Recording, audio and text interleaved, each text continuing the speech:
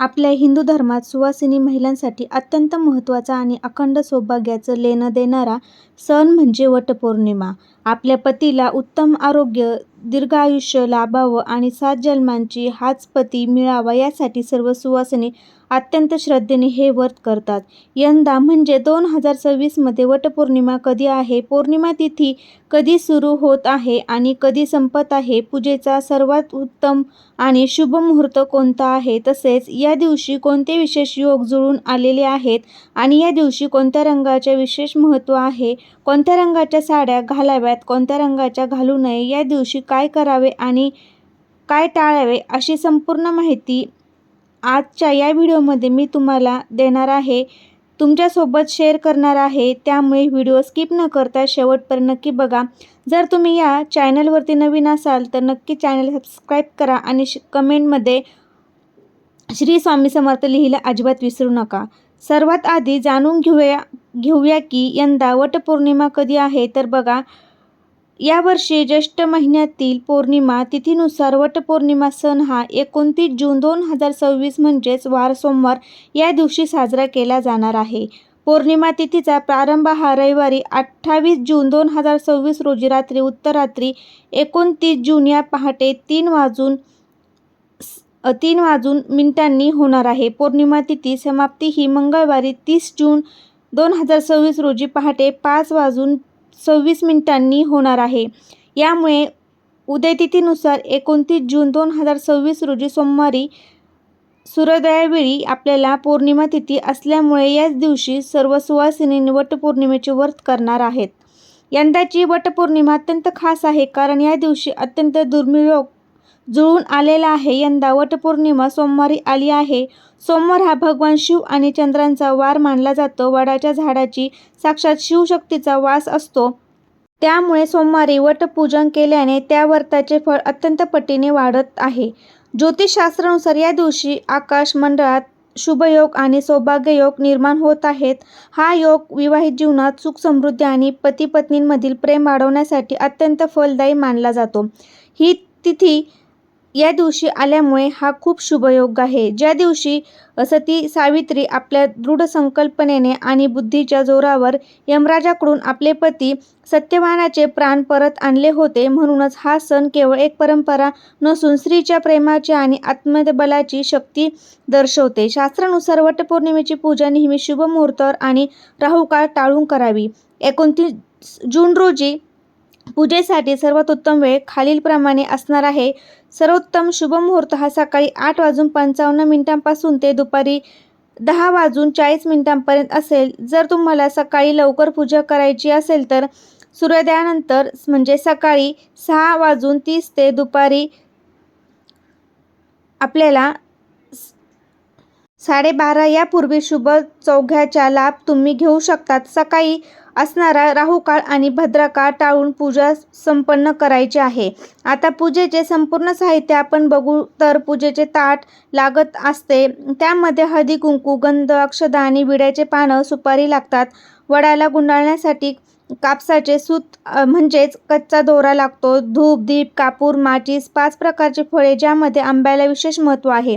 पाण्याचा तांब्या अर्घ्य देण्यासाठी वडाच्या पानांनी बनवलेली किंवा बाजारातून नेलेले सती सावित्रीची मूर्ती किंवा प्रतिमा. नैवेद्यासाठी पुरणपोळी किंवा फराळाचे पदार्थ. सुवासिनींना देण्यासाठी वाण ज्यामध्ये फळे, गहू किंवा हरभऱ्याची डाळ असते. वटपौर्णिमेच्या दिवशी सकाळी लवकर उठून स्नान करून पारंपरिक किंवा सुंदर साडी परिधान करावी. वडाच्या झाडाजवळ जाऊन प्रथम तिथे स्वच्छता करावी आणि पाण्याचा सडा टाकावा. झाडाच्या खोडाजवळ सती सावित्रीची मूर्ती किंवा सुपारी ठेवून तिची हळदी कुंकू, अक्षता आणि फुले वाहून पूजा करावी. त्यानंतर वडाच्या झाडाला हळद कुंकू लावून मनोभावे नमस्कार करावा आणि ऋतुकाळाप्रमाणे आपली 5 फळे विशेष आंबा अर्पण करतात. आता अत्यंत महत्त्वाची विधी म्हणजे सूत गुंडाळणे. कापसाचे पांढरे सूत हातात घेऊन वडाच्या झाडाला किमान 7 किंवा शक्य असल्यास 108 प्रदक्षिणा घालाव्यात. ते सूत झाडाला गुंडाळावे. प्रदक्षिणा घालताना मनात आपल्या पतीच्या दीर्घ आयुष्यासाठी आणि सुख समाधानासाठी प्रार्थना करावी. पूजा संपन्न झाल्यावर तेथे दिवा लावून आपल्याला उबाळावा, नैवेद्य दाखवावा आणि वडाच्या झाडाची मनोभावे आरती करावी. शेवटी उपस्थित सुवासिनींना हळदी कुंकू लावून वाण द्यावे आणि घरी येऊन पतीच्या चरणाशी स्पर्श करून आशीर्वाद घ्यावा. अशा पद्धतीने आपल्याला वटपौर्णिमेची पूजा जी आहे तर ती करायची आहे. या दिवशी आपण सर्वजण खूप छान नटतो, सुंदर साडी आणि दागिने परिधान करतो. पण आपल्याला सखींनो, तुम्हाला माहीत आहे का, वटपौर्णिमेच्या पूजेमध्ये आपण कोणत्या रंगाचे कपडे आणि बांगड्या घालाव्यात याला आपण शास्त्रात खूप मोठे महत्त्व आहे. काही रंग असे आहे जे तुमचे सौभाग्य 1000 पटीने वाढवतात, तर काही रंग असे आहेत जे पूजेच्या वेळी परिधान केल्यास पूजेचे फळ मिळत नाही आणि दोष लागतो. तर आजच्या व्हिडिओमध्ये आपण पाहणार आहोत यंदा वटपौर्णिमेचे 5 कोणते शुभ रंग आहेत, ज्या रंगांची साडी आणि बांगड्या तुम्ही आवर्जून घातल्या पाहिजे आणि असे कोणते रंग आहेत जे चुकूनही वापरायचे नाहीत.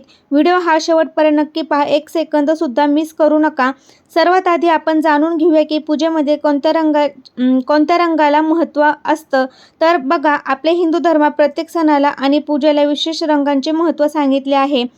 रंग हे केवळ दिसायला सुंदर नसतात, तर त्याच्यामध्ये एक विशिष्ट ऊर्जा असते. शुभ रंग हे निसर्गातील सकारात्मक आणि दैविक शक्तींना आपल्याकडे आकर्षित करतात. जेव्हा आपण वडाच्या झाडाची म्हणजे साक्षात ब्रह्मा, विष्णू, महेश आणि शिवशक्तीची पूजा करतो, तेव्हा आपल्या अंगावर शुभ रंग पूजेसाठी सकारात्मक ऊर्जा आपल्या शरीरात आणि मनामध्ये संक्रमित करतात. योग्य रंग परिधान केल्याने मनाला शांतता लाभते, पत्नीमध्ये प्रेम वाढते आणि घरातील नकारात्मक दूर होते. आता तुमचा सर्वात महत्त्वाचा प्रश्न, जर आपण योग्य रंगाची साडी घातली नाही किंवा चुकीचा रंग निवडला तर काय होते? शास्त्रानुसार पूजा अर्चा करताना नकारात्मक रंग परिधान केल्यास पूजेमध्ये विघ्न येऊ शकतात. वटपौर्णिमा हा अखंड सौभाग्याचा, आनंदाचा आणि मांगल्याचा उत्सव आहे. जर आपण या दिवशी चुकीचे किंवा अशुभ रंग परिधान केले तर नकारात्मक ऊर्जा वाढते, पुण्य मिळत नाही, विवाहित जीवनावरती परिणाम होतो. त्यामुळे आपण नटण्याचा आनंद, रंगांची चूक अजिबात करू नका. चला तर आता जाणून घेऊया वटपौर्णिमेचे 5 शुभ रंग कोणते आहे. नंबर 1, त्यामध्ये सर्वात पहिला जो रंग आहे तो म्हणजे लाल रंग. हा रंगांचा राजा आणि सौभाग्याचे सर्वात मोठे प्रतीक आहे. लाल रंगाची साडी आणि लाल रंगाच्या बांगड्या परिधान केल्याने माता लक्ष्मी आणि माता पार्वतीचा आशीर्वाद मिळतो. हा रंग पती पत्नीमधील प्रेम आणि समर्पण वाढवतो. दुसरा रंग जो आहे तो म्हणजे हिरवा रंग. हिरवा रंग म्हणजे निसर्गाचा आणि समृद्धीचा रंग. वडाचे झाड हिरवेगार असते. यंदा वटपौर्णिमेला हिरव्या रंगाची आणि हिरव्या चोड्या अत्यंत शुभ मानले जातं. तर हा रंग कुटुंबात आनंद आणि वंशवृद्धी प्राप्त होते. त्यामुळे तुम्ही हिरव्या रंगाच्या बांगड्या, हिरव्या रंगाची साडी परिधान करू शकता. तिसरा जो रंग आहे तो म्हणजे पिवळा रंग. पिवळा रंग हा भगवान विष्णू आणि देवगुरु बृहस्पती यांचा आवडता रंग आहे. गुरुग्रह महिलांच्या पत्रिकेत पतीचा आकारक असतो. पिवळी साडी घातल्याने पतीचे आयुष्य वाढते आणि नशीब चमकते. त्यानंतर पुढचा जो रंग आहे तर तो म्हणजे चौथा नारंगी किंवा भगवा रंग. हा रंग अग्नी आणि पवित्रतेचे प्रतीक आहे. हा रंग परिधान केल्यास मनात सकारात्मक विचार येतात आणि पूजेमध्ये पूर्ण लाभ लागतो. पाचवा जो रंग आहे तो म्हणजे गुलाबी रंग. गुलाबी रंग हा नात्यातील गोडवा आणि आदर दर्शवतो. जर तुम्हाला खूप डार्क रंग आवडत नसेल तर तुम्ही गुलाबी किंवा राणी रंगाची साडी, बांगड्या नक्कीच घालू शकता.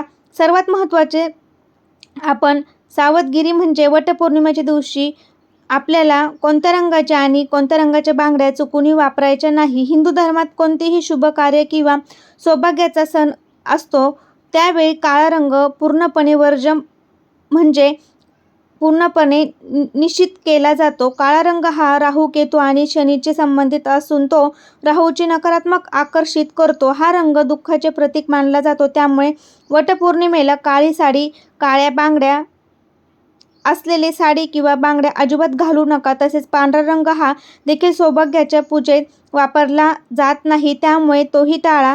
यासाठी आपल्याला काळ्या आणि पांढऱ्या रंगाच्या बांगड्या किंवा पांढऱ्या रंगाच्या चुडा आहे किंवा आपल्याला काळ्या रंगाच्या बांगड्या ह्या घालायच्या नाही. बांगड्या म्हणजे चुड्यातील विशेष महत्त्व आहे. सुवासिनीने हात कधीही सुके किंवा रिकामे नसावेत.